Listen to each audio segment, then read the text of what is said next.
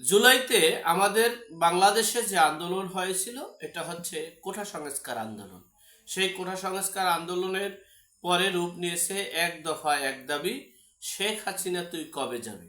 শেখ হাসিনা কবে যাবি এই অর্থাৎ আওয়ামী লীগ সরকারের পতনের জন্য একটা আন্দোলন হয়েছিল।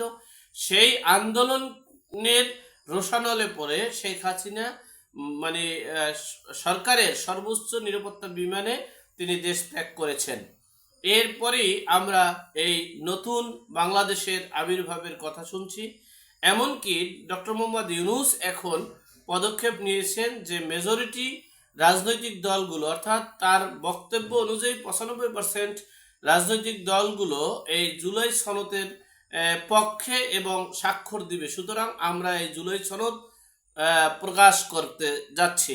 আর যদি বিএনপি ছাড়া জুলাই সনদকে যদি প্রকাশ করা হয় তাহলে এদেশে গৃহযুদ্ধ হওয়ার সম্ভাবনা আছে বলে ধারণা করা যাচ্ছে। চলুন আমরা সে বিষয়ে সংক্ষেপে বিশ্লেষণ করার চেষ্টা করছি। জুলাই মাসের যে আন্দোলন ছিল এটা ছিল একটা রাজনৈতিক বিরোধ আন্দোলন, রাজনৈতিক প্রতিপক্ষকে হটানোর আন্দোলন।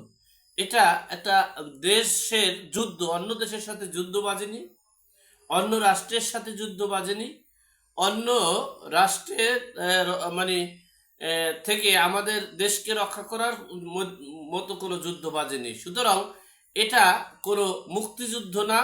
আর এটা মুক্তিযুদ্ধ না থাকার কারণেই এটা সেকেন্ড রিপাবলিকও না। আর সেকেন্ড রিপাবলিকও যদি না থাকে তাহলে এই জুলাই সনদ ঘোষণাপত্র এটার প্রয়োজন হবে বলে মনে করছে না বাংলাদেশের সর্ববৃহৎ রাজনৈতিক দল বিএনপি। যদি বিএনপি এবং আওয়ামী লীগকে বাদ দিয়ে যদি এই জুলাই সনদ দেওয়া হয় তাহলে বাংলাদেশের প্রায় 90% মানে 80 থেকে 90% জনগণকে বাদ দিয়ে এরপরে এই জুলাই সনদ দেওয়া যেতে পারে। যদি দিয়ে থাকে তাহলে এই 90% জনগণকে বাদ দিয়েই এই জুলাই সনদ দেওয়া হবে, এমনটাই বিচার বিশ্লেষকরা মন্তব্য করেছেন, আলোচনা করেছেন।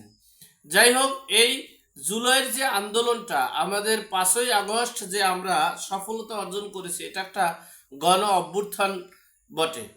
আমরা যেমন 1990 সালে স্বৈরাচার এরশাদ সরকারের বিরুদ্ধে সকল রাজনৈতিক দল ঐক্যবদ্ধ হয়ে যে আন্দোলন করেছেন সেই আন্দোলনটাও আমরা মানে গণ অভ্যুত্থানের আন্দোলন, যেহেতু সেটা গণ অভ্যুত্থানের আন্দোলন হিসেবেই আমরা সকলকে ধারণ এবং বাহন করছি, ঠিক তেমনি 2024 সালের 5ই আগস্টকেও আমরা গণ অভ্যুত্থান হিসেবেই বিএনপি সহ কিছু রাজনৈতিক দলগুলো সেটাকে গ্রহণ করছে। কিন্তু একটা স্বার্থান্বেষী দল এবং এই জুলাই বিপ্লবের যে জুলাই গণ অভ্যুত্থানের যে মহানায়করা এনসিপি নেতারা এবং আমাদের প্রধান উপদেষ্টা ডক্টর মোহাম্মদ ইউনূস এবং ইউনূস গংদের পরিচালকরা সকলেই একটা চিন্তা, তাদের স্বপ্ন বাস্তবায়ন হচ্ছে রিসেট বাটন পুশ করতে হবে, সেকেন্ড রিপাবলিক হিসেবে এই দেশটাকে প্রতিষ্ঠিত করতে হবে, 1972 সালের সংবিধানকে বাতিল করতে হবে,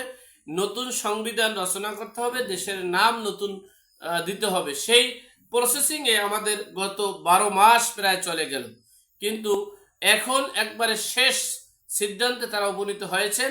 জুলাই ঘোষণাপত্র অর্থাৎ সনদপত্র তারা যেভাবেই হোক না কেন এই ডক্টর মোহাম্মদ ইউনূস সেটা প্রকাশ করতে যাচ্ছে।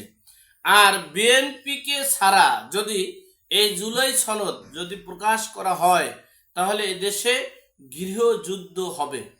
অবশ্য বিএনপি একটা ভাওতাবাজি, এটা পিনাকি ভট্টাচার্য সাহেব কিছুক্ষণ আগে একটা ভিডিও ছাড়ছে, সেখানেও বলেছেন এরা এমনও হতে পারে যে আওয়ামী লীগের নিবন্ধন বাতিল করছে, বাতিল করার পর তারা আবার এই ছাত্রদেরকে অভ্যর্থনা দিয়েছে, স্বাগত দিয়েছে, অভিনন্দন জানিয়েছে। ঠিক তেমনও হতে পারে যে জুলাই ঘোষণাপত্র মানে করার পরে তারা পক্ষে না থাকলেও মানে জনগণের ভোট নেওয়ার জন্য যে পক্ষে না থাকলেও তারা আবার মানে সাধুবাদ জানাতেও পারে, এমনও একটা আশঙ্কা। যদিও তারা সাধুবাদ জানিয়ে থাকে তাহলে মনে রাখতে হবে বাংলাদেশের ইতিহাস থেকে, বাংলাদেশ থেকে এই বিএনপি নামক রাজনৈতিক দলের মানে স্মৃতি মুছে যাবে, এমনটাই আশঙ্কা করা যাচ্ছে। এখন এ পর্যন্ত। ভালো থাকবেন, সুস্থ থাকবেন, নিরাপদে থাকবেন। দেখা হবে আগামী পর্বে।